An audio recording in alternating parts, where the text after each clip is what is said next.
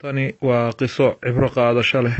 Waxaan ka hadlaynaa aabbo waayeel ah oo owlaad Ilaahay siiyey, owlaaddiisii u weynaatay, kala guursadeen.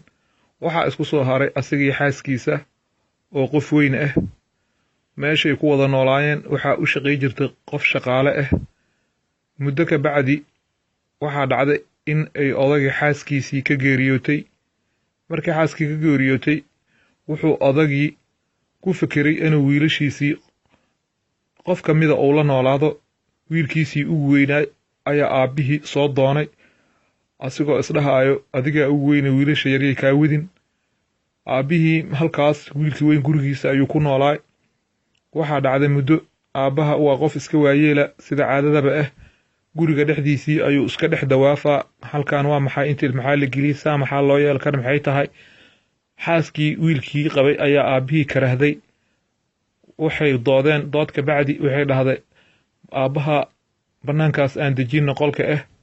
Gabar shaqaala qol ay deganadoo bannaanka ayaa aabbihii loo hagaajiyey. Sidii ay isku raaceen. Aabbihii wiilkiis u yimid. Aabbo wuxuu yidhi qolkaas ayaan kuu hagaajiyey, kuu neecaw badan, kuu fiican, balka waran halkaa haddii aa iska degtid. Aabbihii wuu fahmay sheekada meesha ka socoto, wax dooda iyo midna muusan gelin. Wuxuu yidhi waayaha wiilkaygiiyow, maadaama uu wiilkiisi diyaariyey muxuu ka qaadi karaa. Aabbihii meeshiiyuu degay. Meeshiiuu aabbihii ku noolaay. Wiilka maalin laba maalin oo mar soo booqa jiray. Waxaa dhacday inuu wiigii mar soo booqdo. Xaaskana caag yar oo balaastiga ayay cuntada gabadha shaqaalada ugu dhiibi jirtay. Halkaas ayaa saxankaas ay cuntada loogu geeyaa. Odayga guriga qof kama hagaajiso. Habeenkii casho looga soo qaadaa.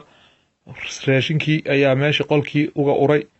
Qof qolka ka hagaajisa ma leh. Muddo ka bacdi aabbihii wuu iska geeriyooday. Markuu geeriyooday ayaa waxaa dhacday tacsidii marka laga soo laabtay inuu wiilkiisii qolkii tegay si uu u soo hagaajiyey, alaabtii uga soo qaado, si oo hadhowdii gabadhii shaqaalaha qolkeedii loogu celiyo.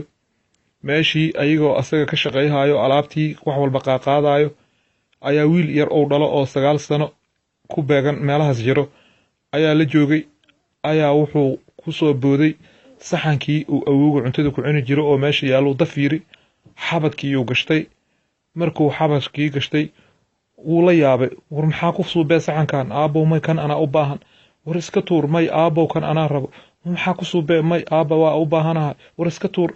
May aabbow markaan aniga weynaado ayaan adiga cuntadaada kuugu ridaa. Wallaahi saasuu dhahay.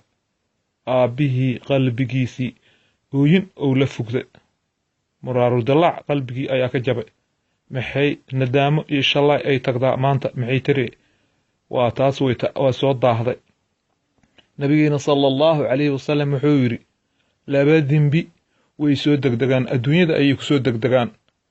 waa dulmiga iyo caasi waalideynimada. Walaalayaal, taasi waa inoo cibro, waa inaan ku cibro qaadanaa oo waalidka baari loo noqdaa oo ilaahay looga baqaa dartiis oo ilaahay asigaaba quraankiisa ku yiri